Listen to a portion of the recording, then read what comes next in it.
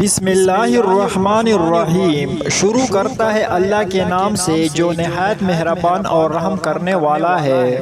محترم ناظرین، خلیفہ وقت حضرت عمر رضی اللہ کے دربار میں ایک بوڑھی عورت کی شکایت۔ تاریخ دور خلافت میں ایک واقعہ لکھا ہے کہ ایک بوڑھی عورت دربار خلافت میں حاضر ہوئی اور عرض کرنے لگی، امیر المومنین کافی دن ہو گئے میرے گھر میں کیڑے مکوڑے نہیں آتے۔ امیر المومنین نے کہا کہ آپ اپنا فتح دیجئے، آپ کی شکایت ختم کر دی جائے گی۔ عورت کی جانے کے بعد دربار میں موجودہ تمام لوگوں نے تجسس کی نظروں سے امیر المومنین کو دیکھا اور کہا، امیر المومنین یہ کیسی شکایت تھی اور اس کو کیسے دور کیا جائے گا؟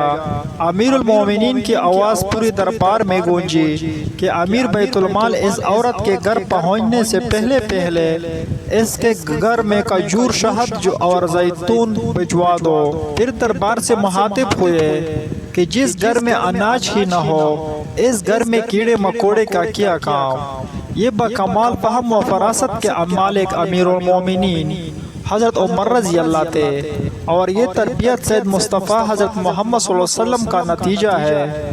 جہاں ایک عورت کی سفید پوشی اور پردہ نشینی کو سلام پیش کرنے کو دل چاہتا ہے، وہاں خلیفہ وقت عمر رضی اللہ کی فہم و فراست بھی قابل تحسین ہے۔ یہ شان ہے خدمتگاروں کی، سرکار کا عالم کیا ہوگا۔ سبحان اللہ۔